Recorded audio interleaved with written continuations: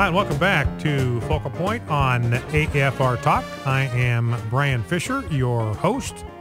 The program is Focal Point. The network is AFR Talk, the American Family Radio Talk Network. We've been spending a good part of the first hour talking about the shootings at this Connecticut school and the response of the Obama administration today to advocate for a ban on assault weapons. Now, I suggested that I think this is just a delaying tactic, this forming of a blue ribbon committee. I think it's my assessment that President Obama believes things are just simply too volatile right now to be able to push a weapons ban through, but he has to look like he's doing something to placate his base. But anyway, this ban on assault weapons, we want to explore that a little bit more and just kind of the general dynamics right now in our public discourse over the issue of the Second Amendment and guns. And here to help us do that, I'm pleased and honored to welcome to our decision maker line Michael Hammond.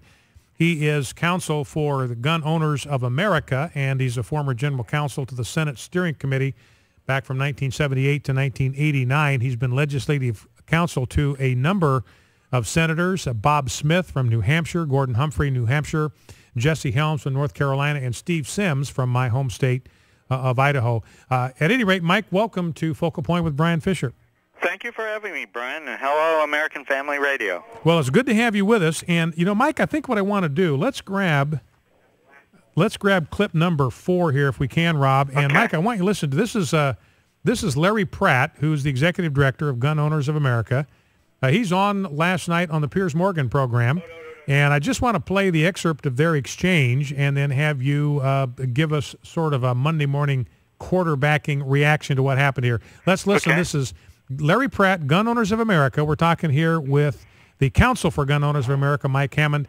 Here is Executive Director Larry Pratt on with Piers Morgan last night. Let's listen. Why do you believe, given that you have 300 million guns in circulation and the worst gun crime rate of any of the civilized countries of the world, that more guns is the answer to less gun murder? Because the problem occurs, sir, in those areas precisely where we have said no guns. The problem doesn't occur where the guns are allowed freely to be carried, to be used by people. There we have very low murder rates. We have lower murder rates in other parts of the country than even in Europe, than even where you come from. So give me your reaction, Mike. I thought Piers Morgan was kind of snide in that interview and kind of snarky. Actually called him names during the course of the interview. But it seems like what Larry Pratt is saying, what your boss is saying, is exactly right. Yeah, that's pretty much the way the liberals are playing the game right now, legislation by snarkiness. I have, however, in front of me a semi-auto ban patterned after the one which expired a few years ago, and I imagine it'll be almost identical to the one introduced by Dianne Feinstein and endorsed by Barack Obama a few hours ago. The semi-auto mag ban I have is the law of the state of Connecticut in effect today. That is, there was a semi-auto ban comparable to the one that they say is going to be a panacea in effect in Newtown last Friday, and it made absolutely no difference. Well, in fact, Mike, I did a story on this yesterday. The Brady organization, the big gun control organization, James Brady started after the assassination attempt on Ronald Reagan. I mean, they rated the gun control laws in Connecticut as the 4th strongest in the United States of America. Yeah, everything we have is that it's one of the 5 most repressive jurisdictions in the country. You can own an assault rifle, close quote. I hate to use the other side's terminology. They're not really assault rifles, but you can own one in Connecticut. It was illegal for Lanza to take the gun and put it in his car. It was illegal for him to take the gun from the car to the school. It was illegal for him to have the gun in the school. And, oh, yes, it was illegal for him to kill people. But none of these seem to be an impediment to Lanza. And I think NBC News actually stumbled inadvertently on the truth when Clint Van Sant, several times on Friday, a former profiler for the FBI, pointed out that people who want to commit these mass murders fall into a certain type, and in specific, they seek out venues in which they know there's going to be no law enforcement, and they know there's going to be no one with a gun. So why in heaven's name do we want to create a federal law saying, oh yeah, Adam Williams, you can come to this jurisdiction, you can ensure that your picture is plastered on the evening news, and you don't have to worry that anyone is going to shoot back. You know, and we've talked about this before, but Mike, you look at somebody, you know, if a guy's looking to do bad things and there's two houses he's looking at, he wants to rip somebody off, burgle somebody's house, and one of them has a sign out front, this house is a gun-free zone, and the other one has a sign in the yard, forget the dog, beware of owner. It's got a loaded gun pointed at you. Which, yeah, you know, I know which one I'd run. Yeah, exactly right. I mean, and just to me, just the irrationality of the way the left thinks about this issue just sort of boggles the mind. Let me give you another example. In the last 5 days, there have been two potential real big mass murder situations. The other occurred in San Antonio with a shooter who ended up in a movie theater. San Antonio you'll never hear about again. The reason is because there's an off-duty policewoman who shot the potential killer. And as a result, you will hear about Newtown till the end of time, particularly on the media outlets which are seeking to pick the bones of this tragedy for their political benefit. But San Antonio, a gun was used to prevent a mass murder. You don't hear that at all on MSNBC or on any of the liberal media. And yet we know for a fact, Mike, that guns are used a couple of million times a year to actually stop crimes and stop lethal violence from happening. According to the Justice Department, which isn't necessarily our friend on a whole lot of things.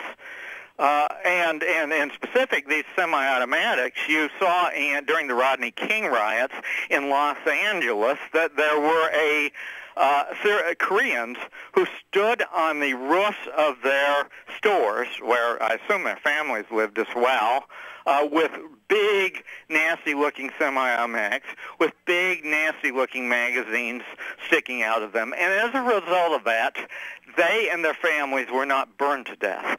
They lived, whereas the buildings in the neighborhood were burned down and other people died. Well, and who are these liberals to say to these people, yeah, we don't view your lives as worth enough so that we're going to, in our supreme opinion, allow you to have this type of weapon to protect yourself. Well, and don't you have hypocrisy on the left, Mike? I played sound bites from Harry Reid talking about the fact that he packed everywhere he went when he was working for the Gaming Commission. We got Dianne Feinstein, some terrorist group tried to shoot out her house. She packed a gun everywhere she went. Michael Bloomberg wants to ban guns, but everywhere he goes with an armed guard. They spend billions of dollars of our money in order to have a massive, massive armed police presence at the Capitol. And I have bad news for them. I had a friend who worked for Tom DeLay in the late 90s and early 200s, and it wasn't enough. A gunman actually broke into the Capitol, shot the guards at the metal detector, ran into their unlocked office, and as he ran down the hall, he could either go left or right. If he went right, he was faced with the Capitol Police. If he went left, he was face-to-face with my friend, and he would have died. And as he was huddled there, wondering whether he was going to live or die, he told me afterwards, one thought kept going through his mind. I wish I had a gun. You know, and you think, Mike, back to the Rodney King stuff and the Korean shopkeeper, because there was a lot of racial tension, and blacks were attacking Asian shop owners because Koreans worked in there. They bought a lot of the convenience stores, and they worked endless hours to try to keep those things open. And so they were a tempting target for looters, and the shops that were spared were the ones where the Korean shopkeeper sat out at front or up on the roof with a gun, with one of these high-capacity magazines that they're trying to ban. Big, nasty-looking semi-automatic. And I think you could make an argument that the fact that they had a high-capacity magazines with maybe 20, 30 rounds in them actually saved lives because they could fire a warning shot or two in the air. They didn't have to, if they have only 2 or 3 bullets, obvious. They got to use them they have no capacity to fire a warning shot. It was obvious. Even if 50 of you come up the stairs with torches, I have the capacity to save myself. I mean, the same was true with my brother. Woke up in the middle of the night in a ghetto in the inner city.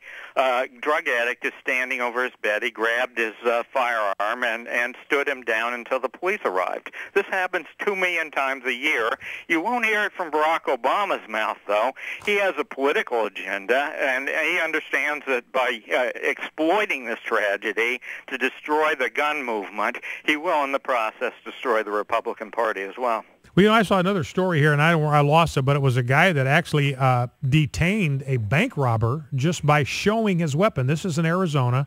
You don't need a permit there to carry open or concealed. He sees a guy running away after having tried to rob a bank, tracks him down in the car, just shows him the gun, and the guy stops in his track. Didn't even have to pull it, didn't have to aim it, just the presence of a gun. The guy stopped, waited till the police showed up, and he went into custody. It happens constantly. A assistant school principal in Pearl, Mississippi, who pointed a gun, stood the guy down, and thereby avoided a school massacre comparable to this one. A shopkeeper in, I think it's Dallas, Texas, who stopped a series of 5 convenience store robberies in which the shopkeepers were all killed by standing the guy down with a gun. It happens daily. You don't hear about it. And as a matter of fact, you probably haven't heard that Connecticut banned semi-automatic firearms. You don't hear that on television because the commentators in the mainstream media are frankly deceptive. One last question, Mike. Got about 30 seconds for this. Talk about the difference between assault weapons and hunting rifles. Assault weapons is a pejorative term used to cover certain weapons that look nasty.